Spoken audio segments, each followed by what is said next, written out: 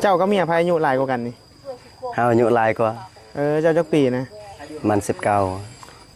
ปีโดยอายุ19ปี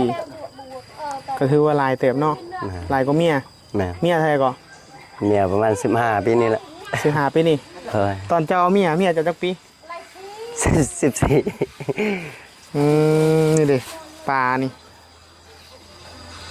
เจ้ากินอยู่บ่ปลานี่กินฮะกินเนี่ยอยู่บ้านเจ้าเขาขายพูดเท่าไรนี่จักแล้วบ่เคยพูด20,000บ่ประมาณ20,000เอ้าอันนี้เอาให้จะเอาไว้กินแรงเฮ็ดกินแรงซื้ออยู่ผู้ใดอยู่พิน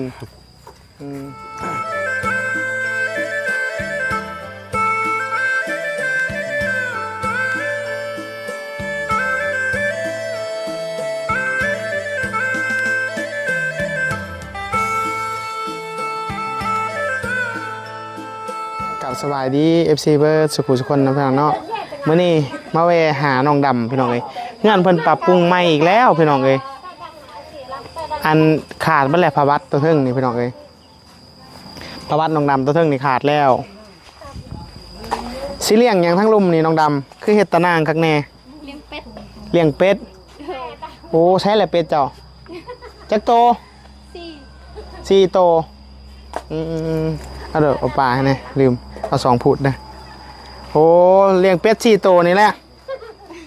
ก็เลยเฮ็ดอันนี้อ้อมอยู่ตารางกินบ่ปลาสิเอาให้กินบ่บางอันนี่มันใช่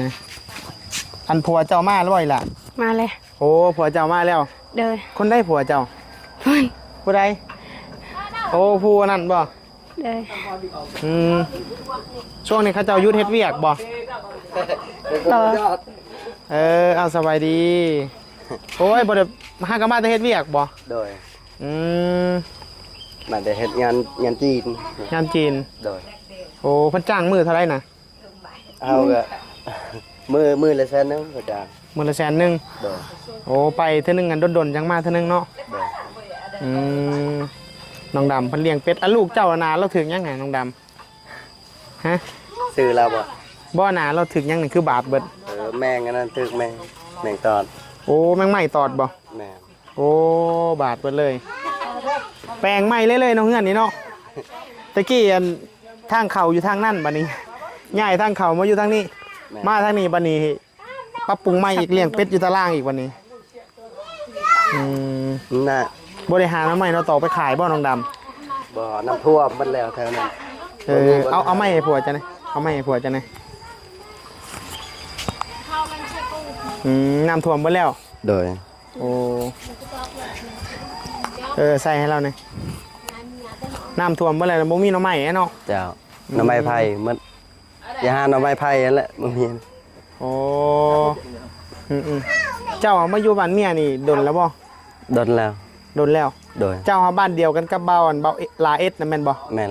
บ้านเดียวกันเจ้าเจ้าเป็นหมู่กันบ่กับเราหมู่คือกันฮะหมู่คือกันโอ้เบาลาเพิ่นไปน้ำข่อยอยู่ได้ห่างเบาลาเอสนั่นพี่น้องเอ้ยเพิ่นบ้านอยู่บ้านเดียวกันกับเบาลาพี่น้องเอ้ยหมู่ของเพิ่นนี่คนหูจักกันกับบิลลี่มื้อนี้ไปซื้อปลาเห็นเขาขายปลาก็เลยซื้อปลาแล้วก็เลยแวะเอามาผักจ้ะเอามาผัก2พูดได้อะไรไปใส่ละพูดไปเอาปลากินได้อยู่ที่ป่าบริคล่ำที่ได้เยอะกินได้อยู่เลยเพื่อนนี่ก็เนาะจะน้อยสอดจะน้อยรู้จะน้อยอันนั้นอยู่เนาะเลยเจ้าก็เมียพายุหลายกว่ากันนี่เฮาอายุหลายกว่าเจ้าจักปีนะมัน19ปีโดยอายุ19ปีก็ถือว่าหลายเติบเนาะหลายกว่าเมียเท่าไหร่ก็เมียประมาณ15ปีนี่แหละ15ปีนี่ตอนเจ้าเอาเมียเจ้าจักปี14นี่ดิปลานี่เจ้ากินอยู่บ่ปลานี่กินฮะกินอยู่บ้านเจ้าเขาขายพูดเท่าไรนี่จักแล้วบ่เคยพูด20,000บ่20,000ประมาณ20,000เอ้าอันนี้เอาให้ จะเอาไว้กินแรง ใจครับ เฮ็ดกินแรงซื้ออยู่ ขอบใจ ผู้ใด หลายๆ อยู่พินอืม มันตายแล้วได้บ่ต้องขังมันก็ได้ ได้ ได้ปลาอีแล้วพี่น้องเอ้ยเงินนี่พูด1 2พูดเขาขายประมาณ20,000ตัวใหญ่เติบเนาะอันนี้เนาะ ได้ ตัวใหญ่ๆพี่น้องเงินนี้ได้ เข้าใจนำไอ้บาวินลี เดี๋ยวขอบใจคือกันเฮ็ดหยังพากันเฮ็ดหยังขึ้นนางจุ่มกันอยู่เมื่อกี้นี่ กินส้ม กินส้ม ดัง โอ้กินส้มกินเมี่ยงอืมเจ้าซื้อแน่ใดก็ซื้อเจ้าอะ น้อย เบาน้อย โดย โอ้หากันได้รู้น้ำกันคนเดียวนี่เนาะ แม่ เอาเมียแล้วก็มาอยู่นี่โลดบ่เจ้านะ บ่ตะกี้อยู่บ้านเฮา อยู่บ้านเจ้า แม่น โอ้แล้วบัดนี้เราก็เลยว่าย้ายมาอยู่บ้านเมีย แม่น อืมอันนี้ฮะว่าโดเป็นหมู่กันกับเบาลาเอ็ดนั่นนี่บ้านยังเกาะบ้านตะนา บ้านอดอน บ้านอดอนพี่อยู่เทิงพี่อโดบ้านอดอนมันมาในกายู่ในกายู่อันนั้นอยู่บ่มันสิบ่อันน่ะสรุปลงบ่เฮือนเจ้าเจ้าคือแปลงอยู่บ่ ซานนี่วะ ข่อยคือเบิ่ง แปลงอยู่ สรุปแต่ หาก็เมื่อแต่เฮ็ดเวียกไอ้มันทันแปลง จังมือแล้วมาแต่เฮ็ดเวียกนี่ ประมาณเทิศนี้แหละ ทิศนี้ แม่น อืมคันบ่แปลงกับเจ้าก็เมียแล้วตกเนาะ คันบ่แปลงกับเพิ่นกับเมียแล้วตกเนาะเอ้ยอยู่บ้านแม่บ่ได้เฮ็ดให้บ่จ้ะ อยู่เพิ่นบ่ แม่น บ่ ๆบ่ได้เฮ็ดบ่ บ่ อืมอะไรพี่น้องไอ้เนาะบิลลี่มาพอดีซื้อปลามาหลายพูดก็เลยว่ามาแบ่งให้เรื่องนี้ก่อนพี่น้องเลยคือเทนเพิ่นนั่นแหละในปลาพูด1 2พูดก็มาแบ่งเขาเจ้ากินบางคนก็ได้บางคนก็บ่ได้อิงตามมุนวัฒนาพี่น้องเอ้ยเลี้ยงเป็ดเนาะอยู่ตารางเนาะ โดย เอายังละเกลือเป็ดนะ เอาอันนั้นโดน โอ้ มันยังเขาเอิ้น ป้นอันพวกมดดำหัวมดด หาคนแถวป่า ำหาคุดแถวป่า โดย อีหยังคือใส่เกือบอันนี้เกือบซื้อไม้บ่นี่ บ่เกิบเขาให้นะ โอ้ แม่อันนั้นแหละ ใส่เกือบข้าวป้าไว้น้ำนองดำนะพอดีอยู่บ่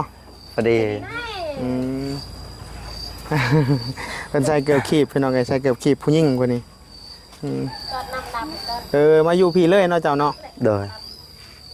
ไปเฮ็ดเวียกนี่ก็เขาช่วงนี้ก็ยังอีกดนบ่เขาจังเปิดเฮ็ดเวียก โดนละประมาณยัง2-3เทศเองไป ประมาณยัง2-3 อาทิตย์ แม่ จังได้ไปอีก โดย อืม ใส่ปุ๋ย อืมได้ใส่ปุ๋ยอีกจะเป็นพนักงานประจำเลยบ่ของเขาเจ้า กับประจำคือกันแหละแบบเฮ็ดไล่เป็นเดือนเนาะ โอ้ไล่ เขา เป็น ไล่ ดือน ก็ไล่เป็นเฮกตาร์ เขาไล่เป็นเฮกตาร์ โดย อืม ก็อยู่ในหันเลย กินอยู่ 2-3มื้อโดย กินอยู่น้ำเขาบ่ กินเฮาเองเนี่ยสิเงินซื้อเอง เจ้าไปเฮ็ดเวียกมาเทื่อหนึงได้เงินประมาณจักแสนจะมาเที่ยวหนึงกลับมาหาเมียนี่ 5-6เส้นเนี่ย ไม่เอา ประมาณ ประมาณ 6แสน แม่นละสมัย อืมอะไรพี่น้องไอ้น้องบิลลี่กระดนแล้วบ่ได้มาจอบ แต่ บ่ ก็ ใจ บ่ บ่ใจบ่ได้มาหาบ่น้องดำ บ่ บ่ได้มาแวะ เด้อ FC ว่าโอ้ยน้องดำเว้าหน่อยไอ้ลีเพิ่นว่าน้องดำบ่อยากเว้าน้ำไอ้บิลลี่บ่ FC เพิ่นว่าบ่เราเป็นคนนั้นพี่น้องเอ้ยส่วนกล้วยทั้งหลังนี่ก็ของแม่เพิ่นนั่นแหละที่เขาจะปลูกกล้วยมันก็บ่พอสิได้ขายเพราะมันไหนดอกพี่น้องเอ้ยนี่แหละมีแต่ผัวผู้เดียวเนาะหาเงินเนาะมีแต่ผู้นี้หาเงินพี่น้องเอ้ยผู้นี้ก็เอาลูกน้องดำนี่ก็บ่ได้เฮ็ดหยังแต่ละมื้อก็มีแต่เอาลูกนี่จะน้อยเนาะก็สิได้ไปเฮ็ดเวียกเนาะ โดย หากระเจอกันกับครัวเพิ่นมื้อนี้แหละแต่เก่าหันมีแต่เบาใจมาเจอพี่น้องเอ้ยวิลลี่มาก็บ่ค่อยได้เจอกันดอกกับผัวเพิ่นขอเพิ่นไปเฮ็ดเวียกเอาขอบใจเรื่องดำเด้อ โดย มื้อหน้าได้สิมาแวะเล่นน้ำใหม่อันนี้ก็ไอ้ยันไอ้ซื้อมาหลายพูดนั่นแหละตาแล้วก็เลยว่าเอามาแบ่งให้เจ้าแน่แล้วก็แบ่งให้คนอื่นแน่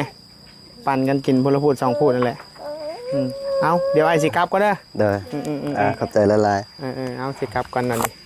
แล้วพี่น้องไอ้เนาะบิลลี่ก็มาแวก่อนสิขึ้นไปเทิงกับมาแวเอาปลาให้น้องดำเพิ่นให้ผัวเพิ่น2พูดมันกินผู้เดียวบ่เบิดดอกพี่น้องมันหลายพูดพดบิลลี่ก็เพราะว่า1มากก็เฮาซื้อคือเฮาซื้อกับประมาณ100,000ก็บ่ได้หลายดอกพี่น้องแต่ว่ามันก็บิลลี่กินกับน้องก็ประมาณพูด1 2พูดนี่แหละที่เหลือก็ปันคนอื่นกินพี่น้องแบ่งกันกินนั่นแหละ คือบางคนก็ถามว่าเป็นหยังว่าบาบิลี่คือว่าไปแต่บอลเก่าแท้คือบ่ไปบอลใหม่บอลหยังคืออันผู้อื่นเพิ่นน่ะนะคือบิลลี่ชวังซี่พี่น้องเอ้ยรถบิลลี่ฮะมันเป็นรถที่ว่ารถต่ำ2ม้าแล้วก็บ่แม่นรถสูงบ่แม่นรถโพวินก็คือมันไปยากไปบ่ได้แล้วก็คันพี่น้องคิดว่าเป็นหยังคือเบารถสูงคือหมู่คือคู่เขาคือรถสูงเนี่ยราคามันแพงคือรถบิลลี่เนี่ยรถบิลลี่ฮะราคามันจะตกอยู่ประมาณ400,000 บาทรถบิลลี่คือไปซื้อรถสูงนี่มันก็ต้องตกอยู่ประมาณ 7-8 แสนก็คือครึ่งต่อครึ่งเลยจังสิได้รถสูงแต่รถมีโพวินอีกแห้งแพงอีกคือยกตัวอย่างคือสมมุติว่ารถมีโพวินเนี่ยคันมาไล่ใส่นี่มันถึกอยู่ซื้อรถบิลลี่ได้อยู่ประมาณ2คันเกือบ3คันรถที่บิลลี่ขี่นี่รถอันนี้นั่นแหละบิลลี่ถึงขี่รถคันนี้เนาะพี่น้องเนาะบิลลี่ก็คันช่วงหน้าแล้งนะยังก็สิไปง่ายอยู่แต่ว่าช่วงนี้ฮะกับค่อยๆไปอะไรพี่น้องไปแห้งไรก็บ่ได้ลดกระค่าโอเคพี่น้องเดี๋ยวสำหรับคลิปนี้บิลลี่ก็สิขอจบเพียงส่ำนี้เด้อถ้าหากว่าผิดพลาดประการใดขอโทษกับให้นำ FC แล้วก็ท่านผู้ชมทุกท่านเด้อพี่น้องเด้อสำหรับคลิปนี้ขอลาตัวไปก่อนสบายดีบ๊ายบาย